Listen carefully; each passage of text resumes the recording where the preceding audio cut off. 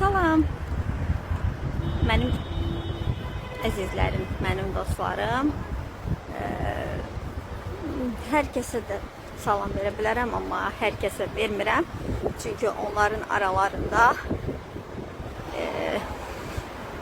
elələri var ki, onlar mən uyğun deyil.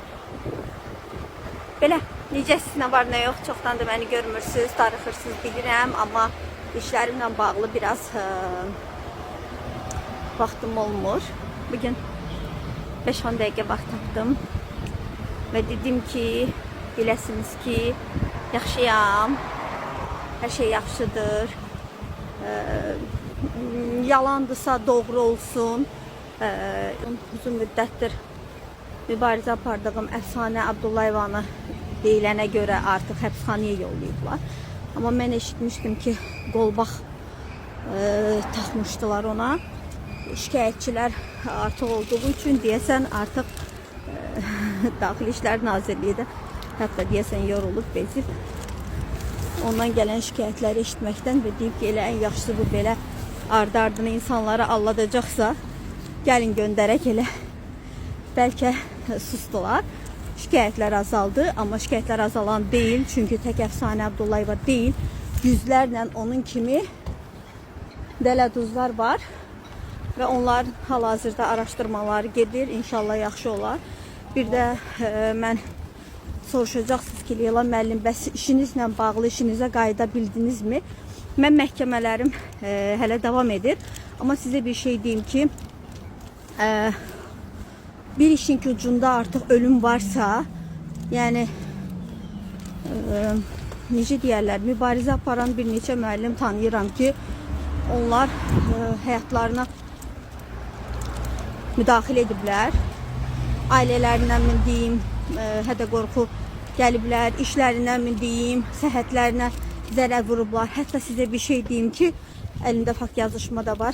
Biri mənə yazıb ki, bəs bizim məktəbdə müəllim çox bildiyi üçün qapının dəstəyini cərəyan keçirdib, onu o cür öldürmək istəyiblər. Yəni siz təsəvvür edin ki, mən nə bilim, mən niyə ölməliyəm ki bu yaşda? Niyə Allah'ın verdiği ömrü kimsə hansısa bir şərəfsiz azaltmalıdır, əlimdən almalıdır? Niyə ki? Mən mübarizəmi davam etdirirəm və sona qədər də gedirəm və yaxın zamanda bir neçə mövzular var ki, onları sizinlə müzakirə edəcəm. Biri yeznənin qaynataya boyun əyilməyi. İkinci mövzu gəlinin qaynata tərəfə boyun əyilməyi. Üçüncü, işini itirməməkdən sarı yaltaqlıq etmək. Dördüncü, günahkar axtarmaq. Yəni daha çox mövzularımız olacaq inşallah yaxın zamanda.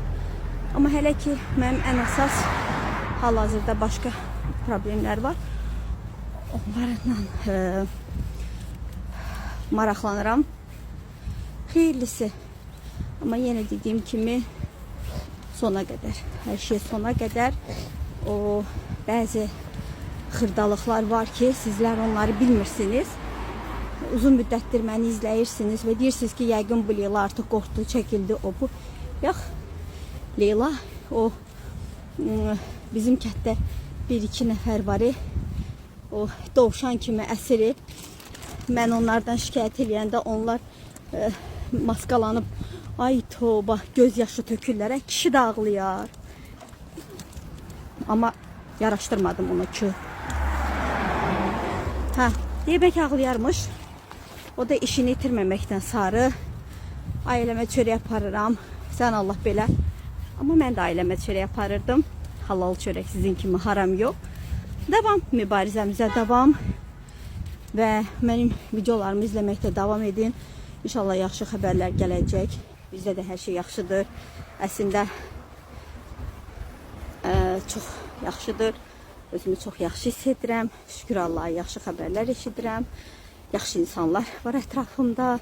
Yəni o yaltaqlar, ikiyüzlülər, məni qısqananlar, mənim hər addımımı görüb arxadan daş atanlar öndən də ata bilmirdilər. Yəni onlardan uzağam, onları görmürəm. Amma onlar məni görür. Ürəkləri partlasın. 11 mahnı var, qoy partlasın. Eynən onun kimi. Görüşənədək hələlik.